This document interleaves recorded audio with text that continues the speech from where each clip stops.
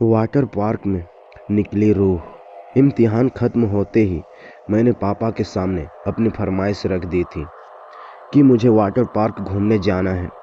इस बार तो माँ भी मेरे साथ थी, क्योंकि 3 साल से हम कहीं घूमने नहीं गए थे। मेरे पापा पुलिस ऑफिसर हैं, तो उन्हें छुट्टी काफ़ी कम मिल पाती है। वैसे मेरा नाम मिली है और मैंने अभी अभी 12वीं कक्षा पास की है। मैं जो किस्सा बताने जा रही हूँ वह मेरी पिछली छुट्टियों के दौरान ही मेरे साथ घटा था। उस दिन सुबह करीब 10 बजे मैं, पापा और माँ शांता देवी वाटर पार्क में पहुँचे। वाटर पार्क के गेट पर एक बूढ़ा सा चौकीदार था जो मुझे अजीब नज़रों से घूरे जा रहा था। मैंने फ़ौरन पापा से इस बात की शिकायत की। मेरे पापा काफ़ी गुस्सैल वाले इंसान हैं। वह तुरंत उसके पास गए और उसे काफ़ी डांटा और धमकाया। फिर हम तीनों वाटर पार्क के अंदर चले गए। अभी मैं स्विमिंग पूल में उतरी ही थी कि तभी वहाँ मेरी ही उम्र की एक लड़की मेरे पास आई। उसने मुझे कहा कि क्या तुम मुझको तैरना सिखाओगी? तो मैंने उसे हंसी खुशी हाँ कह दिया और मैं उसे तैरना सिखाने में व्यस्त हो गई।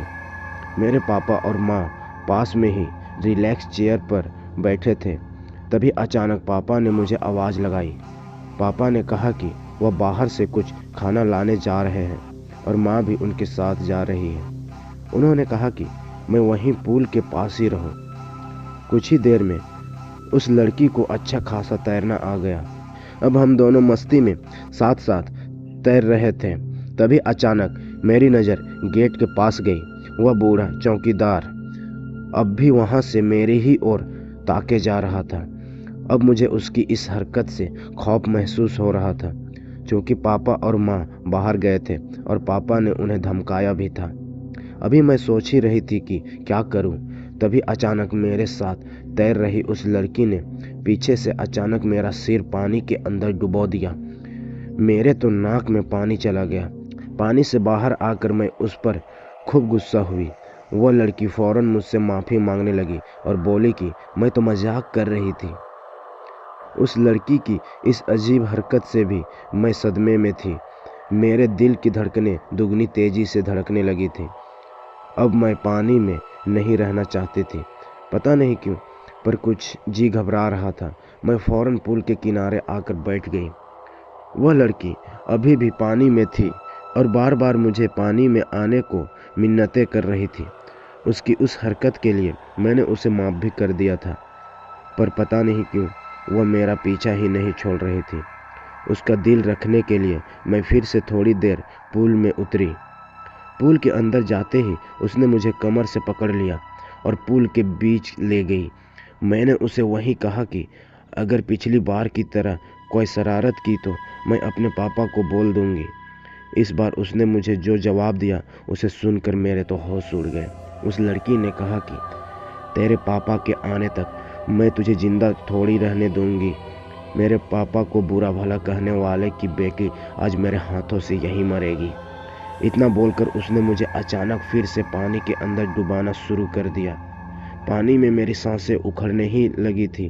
तभी पूल सिक्योरिटी गार्ड की नज़र पुल पर पड़ी और जब उसने देखा कि मैं अचानक पानी की सतह से गायब हो गई हूँ, तो उसने फ़ौरन मुझे पानी से बाहर निकाल लिया और तभी वह रहस्यमय लड़की भी गायब हो गई। मेरी जब आंखें खुली तो मेरे पापा और माँ मेरे सामने थे। मैंने फ़ौरन सारी हकीकत पापा को बताई। तुरंत ही पापा और माँ वहाँ से मुझे वाटर पार्क अथॉरिटी ऑफिस में ले आए और वहाँ पापा ने वाटर पार्क के गेट को बंद करा दिया।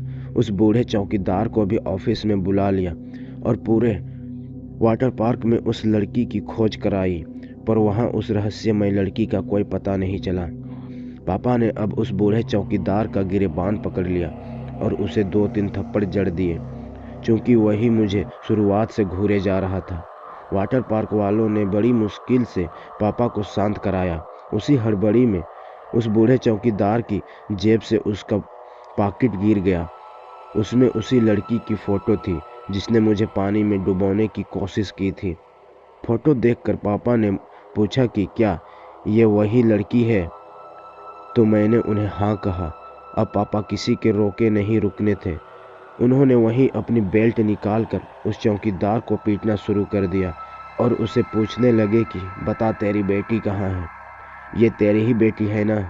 जल्दी बोल वरना आज तुझे जिंदा नहीं छोड़ूंगा। पापा पुलिस वाले हैं। यह वहाँ सबको अब पता चल गया था, इसलिए कोई भी बीच में नहीं पड़ना चाहता था। खांसते खांसते उस बूढ़े चौकीदार ने अपनी जेब से एक पर्ची निकाली। उस कागज के टुकड़े को खोलने पर हमें पता चला कि वह उसी लड़की का डेथ सर्टिफिकेट था जिसने मुझे पानी में डुबोने की कोशिश की थी। पापा को सारी बात समझ में आ गई। उन्होंने उस बूढ़े चौकीदार से माफ़ी मांग ली और हम फिर उस वाटर पार्क से घर लौट आए।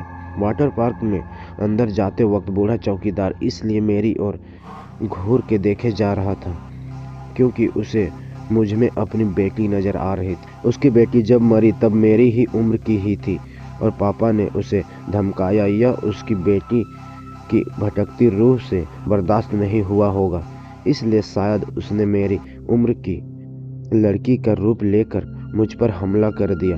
अगर कहानी अच्छी लगी है दोस्तों तो वीडियो को ज़रूर से ज़रूर लाइक करें और चैनल को ज़रूर से ज़रूर सब्सक्राइब करें दोस्तों, ताकि हम आपके लिए ऐसे ही रेगुलर नई नई कहानियाँ लाते रहें। थैंक यू दोस्तों।